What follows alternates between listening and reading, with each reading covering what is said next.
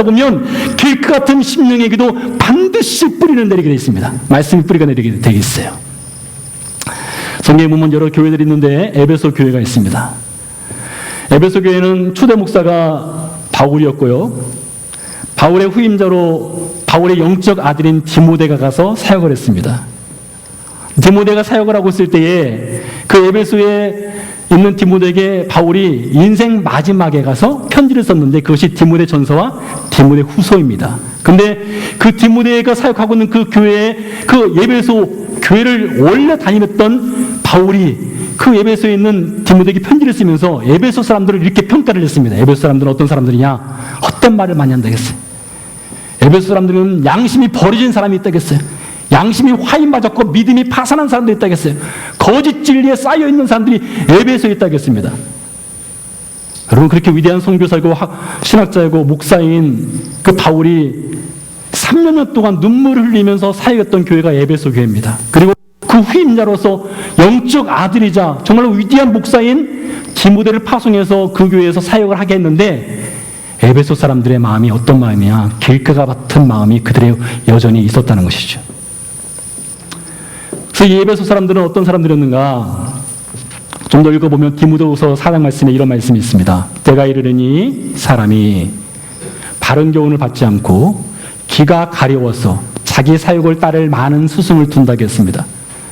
여러분, 여기서 귀가 가렵다는 것이 무엇인지 아세요? 저는 이게 귀가 가렵다 한글로 잘못 번역을 했나? 이 가렵다는 게 무슨 말인가 하고 원어를 찾아보니까 이칭이에요, 이칭. 여러분, 귀가 정말로 가려운 거예요. 내 귀 가려워. 가려우면 누가 긁어야 됩니까? 가급적이면 자기가 본인이 귀 긁지 않겠어요? 그런데 에베소 사람들은 자기 귀가 가려울 때 자기 귀를 좀 긁어줄 사람들을 찾는다는 것이에요. 그런데 그것이 그냥 귀가 가려운 것이 아니라 자기가 듣고 싶은 말을 해주는 사람, 내 마음에 드는 해주는 사람을 찾는다는 것입니다. 그러한 스승들을 많이 두고 있는 것이 에베소 교회의 현실이었다는 것이죠. 근데 그 에베소 교회의 그 현실을 바울이 파악을 하고 이렇게 편지를 쓰기 전에 이미 바울이 에베소 교회 사람들에게 한 이야기가 있었습니다. 이렇게 말하고 있습니다. 바울이 에베소 교회 장로들을 불러놓고 한 설교입니다. 사도행전 20장에 나오는 말씀이에요. 바울이 고별 설교인데 이때 말하기를 여러분 중에 제자들을 끌어 자기를 따르게 하려고 어그러진 말을 하는 사람들이 일어날 것이라고 했습니다. 어그러진 말이라는 것은요, 자는요 고다야만 제대로 수치를 잴 수 있죠. 그런데 이 자가 휘어진 겁니다. 제대로 잴 수가 없어요. 그런 말과 같은 그런 말을 하는 사람들이 있다는 것이에요. 여러분, 아무 때나 아멘하지 마세요. 절대로 아무 때나 아멘하지 마세요. 아무 때나 아멘하는 사람들은요, 성경 지식이 전혀 없는 사람들입니다. 제가 어떤 설교들을 들어보면요, 이건 전혀 아멘할 것이 아니거든요. 그냥 목사가 세상 말을 해도 그냥 아멘을 하고요, 목사가 성경적인 말을 하지 않아도 무조건 아멘합니다. 사실 저는 그래서 부흥회를 사실 그렇게 부흥회를 별로 좋아하지 않아요. 부흥회 때 보면은 별거 아닌 거 가지고 아멘 시키는 목사 있지 않습니까? 아멘 하세요. 아멘 하세요. 어젯밤에 밥 잘 먹었습니다. 아멘! 어젯밤 밥 잘 먹은 거고 성경하고 무슨 관계가 있어서 아멘을 강조하는지 모르겠어요. 그래서는 안 된다는 것이죠. 에베소 교회가 그랬어요. 그냥 자기 귀에 듣기 좋으면 아멘하는 교회가 되어버렸다는 것입니다. 그래서 바울이 에베소 교회 장로들을 불러놓고 그가 마지막으로 에베소를 떠나기 전에 이런 말을 했습니다. 여러분을 주와 및 그 은혜의 말씀에 부탁하느니 그 말씀이 여러분을 능히 든든히 세우는다 했어요. 여러분 기억하십시오. 우리 영락교회를 세워가는 것은요, 목사가 세워가는 것이 아닙니다. 영락교회를 세워가는 것은 하나님의 온전하신 말씀이 세워가는 것이에요. 하나님의 순전한 말씀이 세워가는 것입니다. 그래서 여러분, 우리 영락교회는 어떤 교회가 되어야 되느냐? 베레아 교회 같은 교회가 되어야 돼요. 베레아 교회는 그 교인들은 어떤 교인이었느냐? 하나님 말씀을 들으면 그 말씀이 정말로 하나님 말씀인가를 싹 체크했어요. 리뷰를 했습니다. 그래서 여러분, 제가 여러분 앞에 말씀을 전할 때에 이 말씀이 정말로 하나님 말씀인가, 아니면 이 목사 개인적인 생각인가, 이것을 잘 판단하셔야 됩니다. 그냥 무조건 귀를 즐겁게 했다고 해서 아멘해서는 안 된다는 것이에요. 그렇게 말씀에 대한 정확한 판단을 하지 못하면 길가 인생이 되어버립니다. 매우 위험한 것이죠. 믿음이 자라지 않게 되는 것입니다. 두 번째로 말씀하시기를 돌밭에 뿌려진 씨앗을 말씀하셨습니다. 기쁨으로 받되 뿌리가 없어 잠시 견디되겠습니다. 여러분 잘 들어보세요. 기쁨으로 받았다는 말은 말씀을 듣고 깨달았다는 것이에요. 길가 인생은 말씀을 듣고도 깨닫지 않았습니다. 근데 돌짝밭 인생은 말씀을 듣고 깨달았습니다. 그래서 기쁨이 있었어요. 우리도 말씀을 듣고 은혜 받으면 마음속에 기쁨이 생기죠. 그와 같은 것이죠. 그래서 이렇게 웃는 것입니다. 너무 좋아요. 그런데 이어서 말씀으로 말미암아 환난이나 박해가 일어나면 어떻게 되냐? 그냥 말씀을 떠나버리는 인생이 되는 것입니다. 이스라엘 백성들이 출애굽을 했죠. 출애굽하기 전에 하나님께서 이스라엘 백성들에게 10가지 재앙을 눈으로 직접 경험하고 체험하게 했습니다. 세상 사람들 일반적으로 경험할 수 없는 것을 경험했어요. 홍해가 갈라지는 경험을 했어요. 얼마나 놀라운 경험을 했습니까? 그들이 기뻤습니다. 그래서 홍해를 건너자마자 무엇을 했느냐? 파티를 열었습니다. 춤추고 파티를 열었어요. 하나님 우리를 구원하셨다고요. 그뒤 3일 뒤입니다. 홍해 건너고 나서 3일 뒤에 백성이 모세에게 원망하여 이르되 했습니다. 그러니까 여러분 믿음이라는 것이요 별거 없어요. 믿음이 있는 것 같고 하나님 찬양하는 것 같은데 문제가 딱 생기면 거기서 믿음이 진짜 믿음이 있는지 없는지가 구분이 되는데 3일 지나고 나니까 믿음이 싹 사라져 버렸습니다. 3일간은 믿음이었어요. 그 뒤 31일 뒤입니다. 마찬가지입니다. 모세와 아론을 원망하여 우리가 애굽 땅에서 고기가마 곁에 앉았을 때 떡 먹으면서 죽는 것이 차례에 나왔다. 왜 우리를 이렇게 죽을도록 이 광야에 이끌어서 고생시키느냐 이렇게 원망을 했습니다. 불평을 했어요.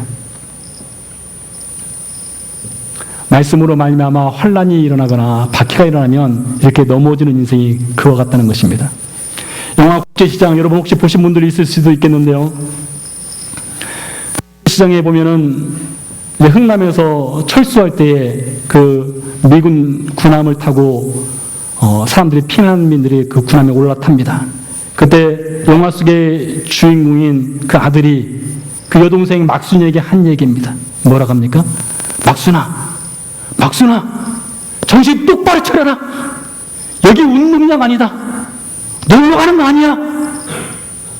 하면서 그 동생이 여동생을 등에 업고 그 군함을 올라가는 장면이 있습니다. 여러분 정신 똑바로 차리십시오. 여러분 놀라고 신앙생활 하는 거 아닙니다. 이스라엘 백성은 하나님께서 광야로 이끌었을 때에 그 광야에서 편히 먹고 편히 살기를 하기 위해서 그들을 광야로 이끈 것이 아니에요. 그냥 운동이 아닙니다. 놀러 가는 것이 아닙니다. 여러분 신앙생활은 그것이 아니에요. 여러분 교회가 하는 거짓말이 있답니다. 어떤 목사님이 쓰신 책인데요. 제가 직접 읽지 않았지만 교회 안에 거짓말이라고 하는 책이 있더라고요. 타이틀에 보니까 예수님 믿으면 복 받습니다. 이것이 교회가 저지르는 거짓말이라고 합니다. 물론 저는 이것을 다 동의하진 않습니다. 예수님 믿으면 복 받는 거 맞습니다. 사실 우리 여러분 저보다 윗세대에 계신 분들 예수님 믿으면 복 받는다 그 말씀 듣고 신앙생활 하시는 분들 많습니다. 저도 예수님 믿으면 복 받습니다. 그 말 듣고 정말 복 받는구나 이런 생각했습니다. 믿었습니다. 사실 맞기도 합니다. 예수님 믿으면 천국 가는 복도 받고요. 예수님 믿으면 이 세상에서 잘 되는 복도 받습니다. 물질적인 복도 받을 수 있어요. 자녀가 잘 되는 복도 받을 수 있어요. 세상에서 잘 나가는 복도 받을 수 있어요. 그러나 그것이 전부가 아니죠. 근데 그것만 가르치면 문제가 되는 것이죠. 그것만 가르치면 교회가 거짓말하는 것이죠.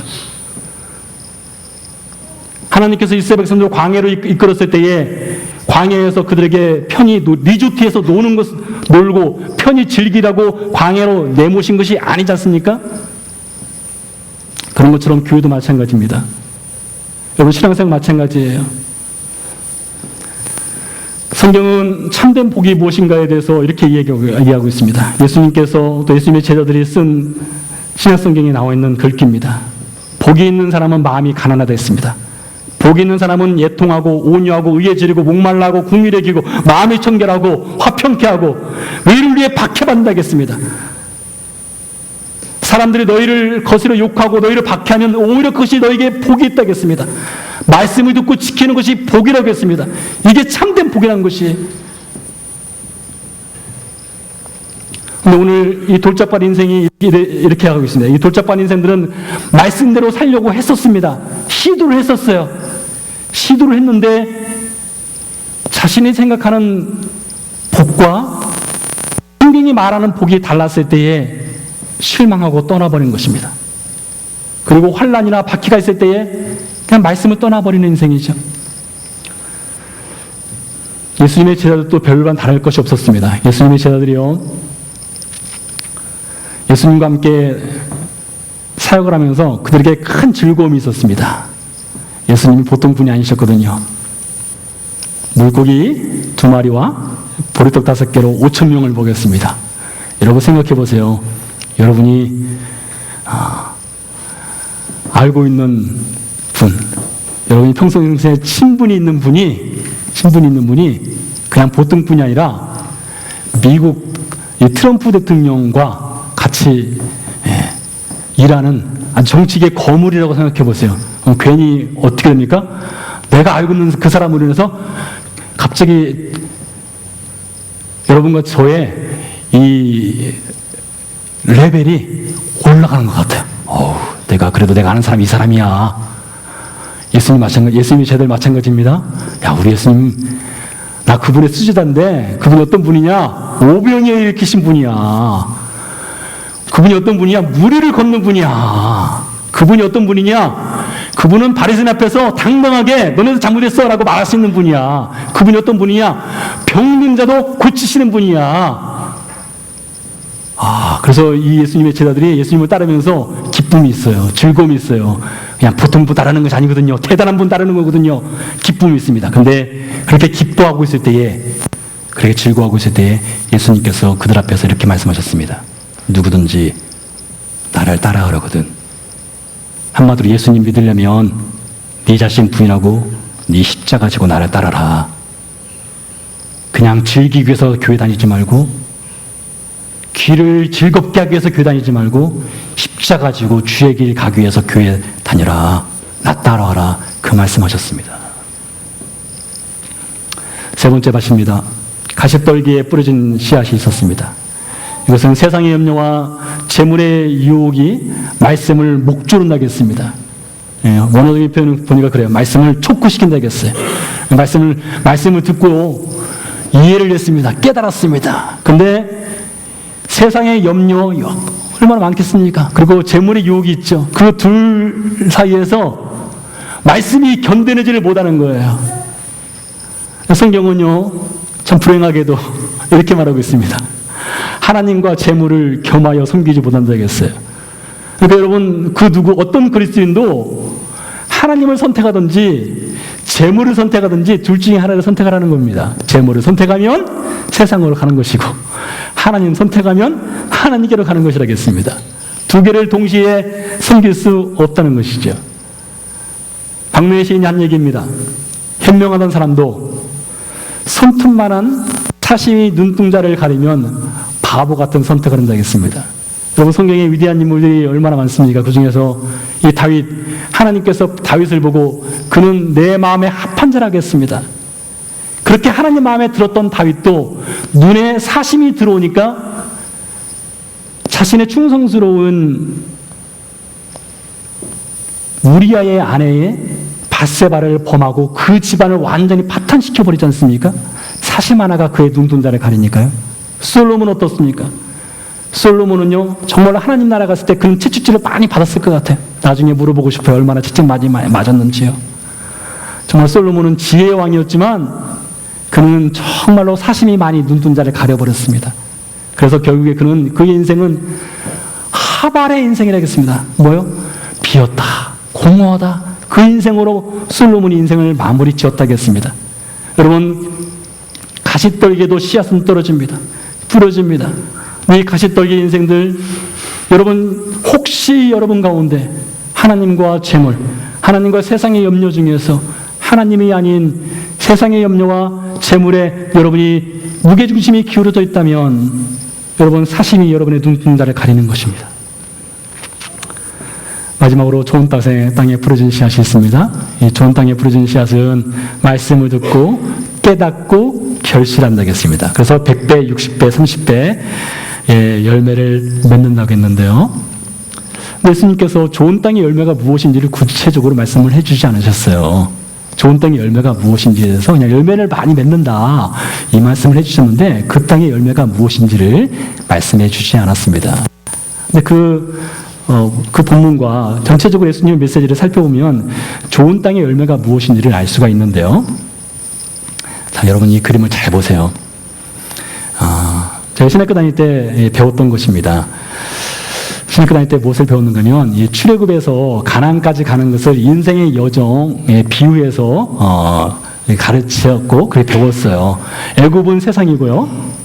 홍해는 세상에서 나와서 구원받은 것이고요. 광야 생활은 성도의 삶을 사는 것이고요. 그리고 요단강은 죽음이죠. 그래서 며칠 후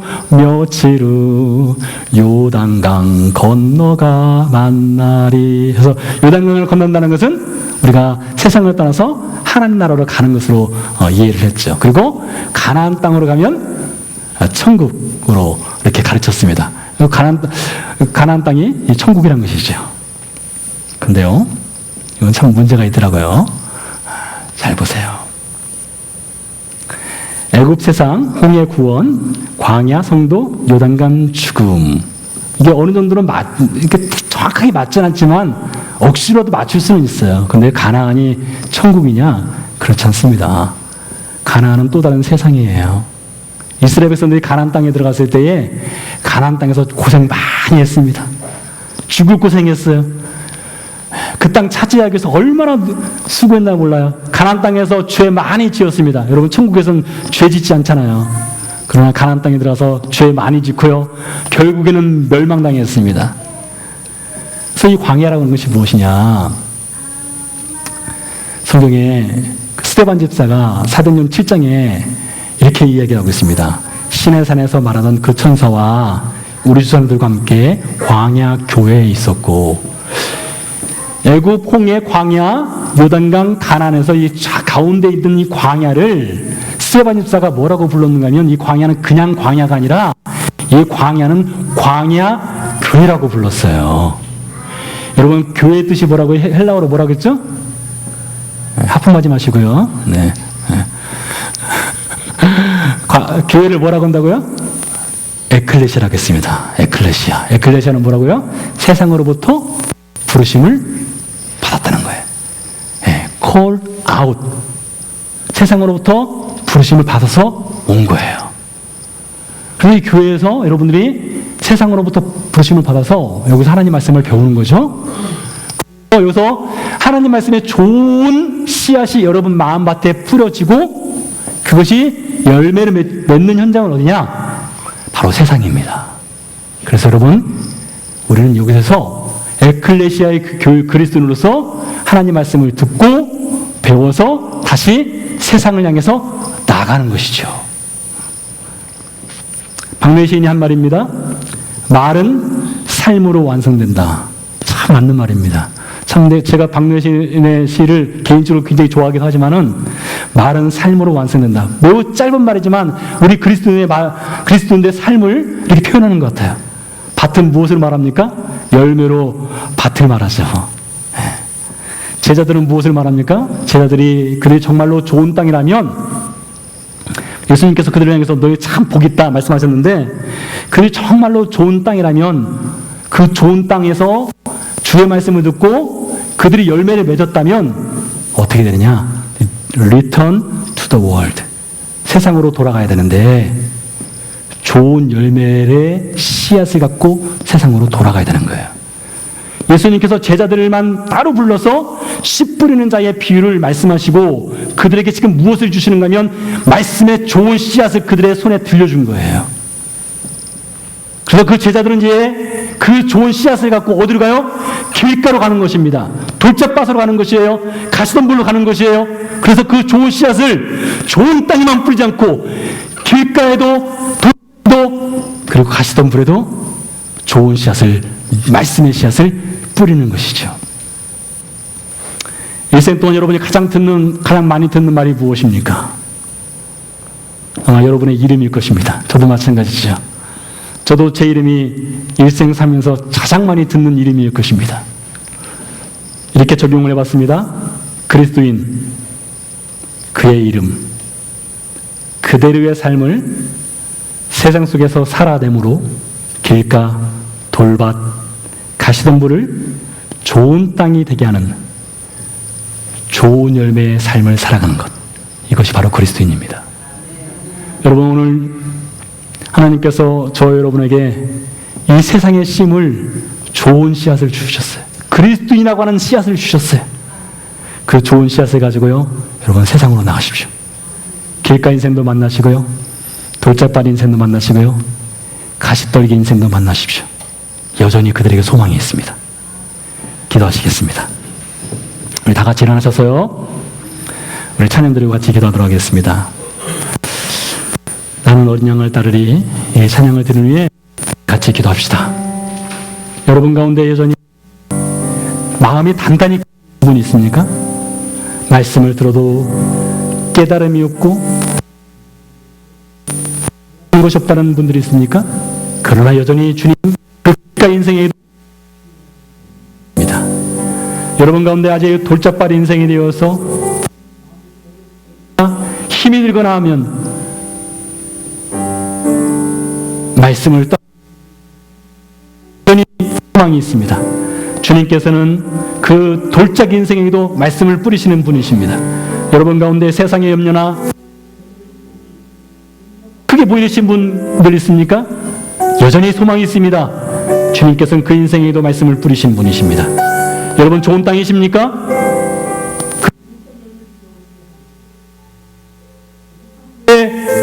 넣어놓고 썩이고 있지 않습니까? 이제 우리는 세상으로 나가는 것입니다. 길가 인생, 가시떨기 인생, 돌짝밭 인생은 그리스도인.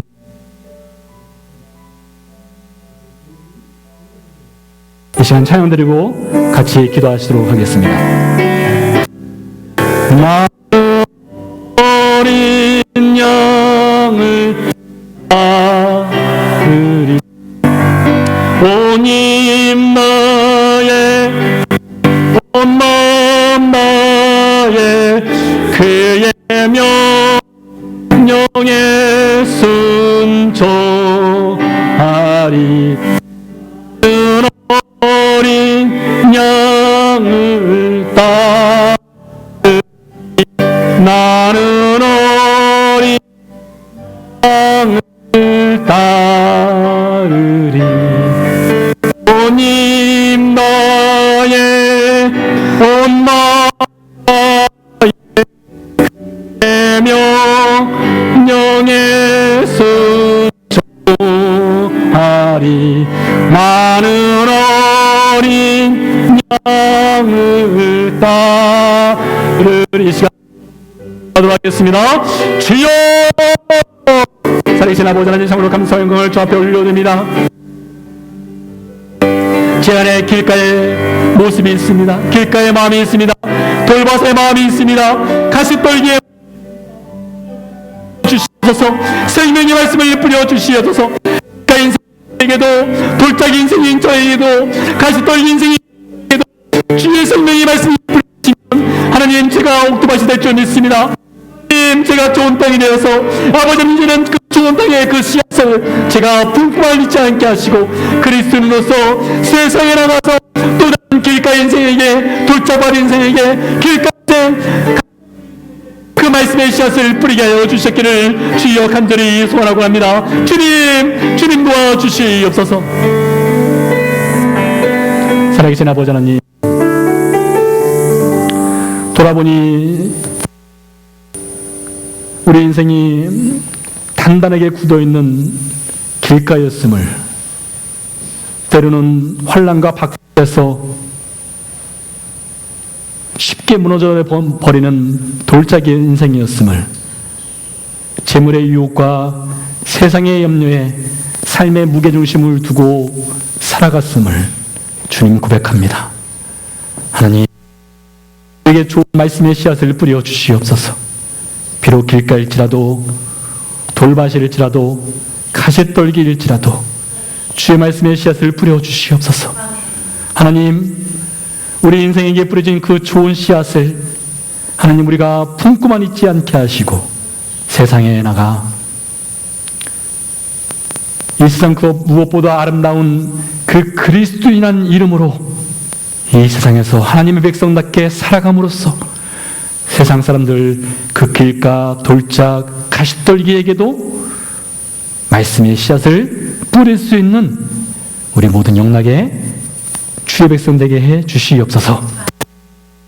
이제는 그 아들 우리에게 주신 하나님의 크신 사랑과 이 땅에 친히 오셔서 하늘의 땅에 떨어져 죽은 이라되어 많은 생명의 열매를 맺어주신 예수 그리스도의 은혜와 우리 안에 내주하셔서 그리스도인의 그 삶의 좋은 씨앗을 길과 돌짝과 덤불에 들 수 있는 믿음을 허락하신 성령님의 은혜가 예배를 마치고 삶으로 돌아가는 모든 성도들 가운데 함께 하시기를 간절히 축원하옵나이다.